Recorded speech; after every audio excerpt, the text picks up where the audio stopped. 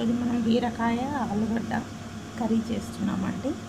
బీరకాయ కేజీ బీరకాయ అండి, ఆలుగడ్డ 3, కరివేపాకు, కొద్దిగా అల్లం వెల్లుల్లి పేస్ట్ అండి, కారము, ఉల్లిగడ్డ, కొద్దిగా పసుపు.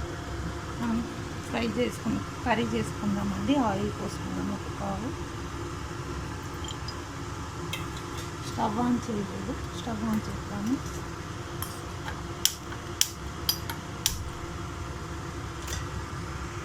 ఆయిల్ హీట్ కావాలండి. ఆయిల్ హీట్ అయిపోయిందండి. ఆవాలు జీలకర్ర వేసుకున్నాము. ఆవాలు,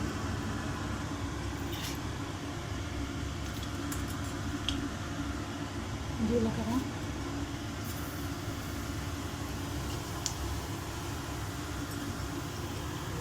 అవి బాగా చిటపటలాడాక ఉల్లిగడ్డ, పచ్చిమిర్చి కట్ చేసి పెట్టానండి. 3 పచ్చిమిర్చీస్. ఇప్పుడు ఆనియన్, పచ్చిమిర్చి వేసేసుకున్నాము.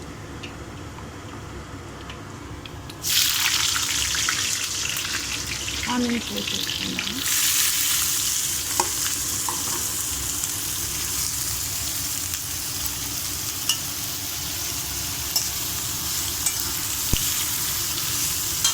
లైట్ గోల్డ్ కలర్ వచ్చాక పసుపు, ఉప్పు, కారం వేద్దామండి. ఇప్పుడు మనం పసుపు, కారం, అల్లం వెల్లుల్లి పేస్ట్ అన్నీ వేసుకున్నామండి. పసుపు వేసుకున్నాము.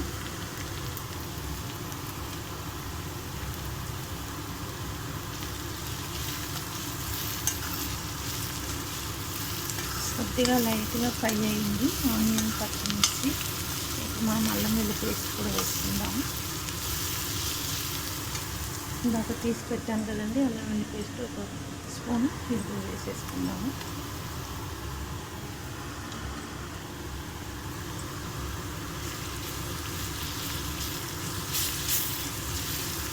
పచ్చి వాసన పోయేదాకా ఫ్రై చేసుకోవాలండి అల్లం వెల్లుల్లి పేస్ట్. మనం ఆలుగడ్డ, బీరకాయ, కరివేపాకు అన్నీ వేసేసుకున్నామండి. పచ్చి వాసన పోయింది కదా, ఇప్పుడు ఇది వేసేసుకున్నాము. కరివేపాకు,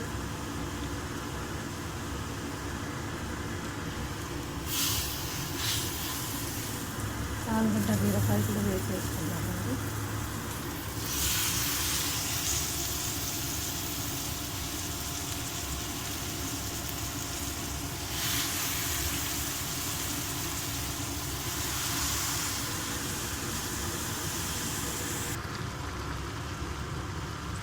చూసారు కదా, అన్ని బీరకాయ వేసేసుకున్నాము. ఇప్పుడు కలిపేసుకున్నాము.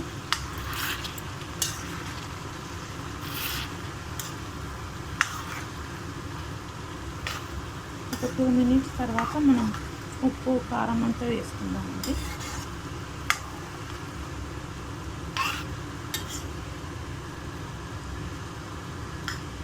మూత పెట్టుకున్నాము ఒక 2 మినిట్స్.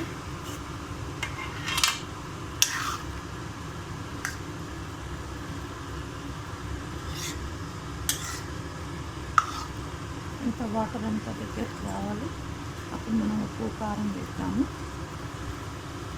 మూత పెట్టుకున్నాము. చూద్దామండి. ఇప్పుడు మనం ఉప్పు, కారం వేసుకున్నాము.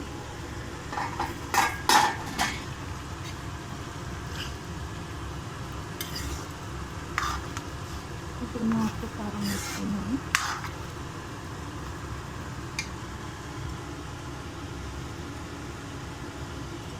కారం ఉంది 1/2 స్పూన్. రుచికి సరిపడా సాల్ట్. ఇందాక 3 మిర్చీస్ వేసాం కదా,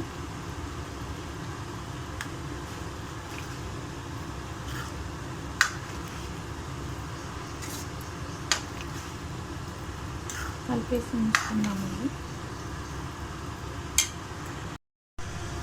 చూద్దామండి, అయిపోయిందని. చూసాక ఆయిల్ అంతా పైకి వచ్చేసిందండి. కర్రీ అయిపోయినట్టండి. కర్రీ స్టవ్ ఆఫ్ చేసేద్దాము.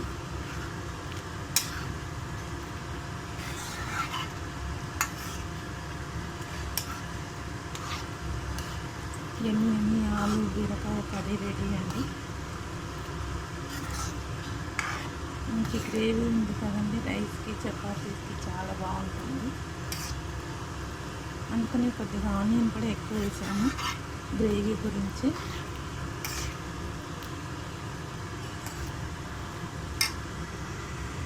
ఎన్ని ఆలు బీరకాయ కర్రీ రెడీ అండి. Thank you.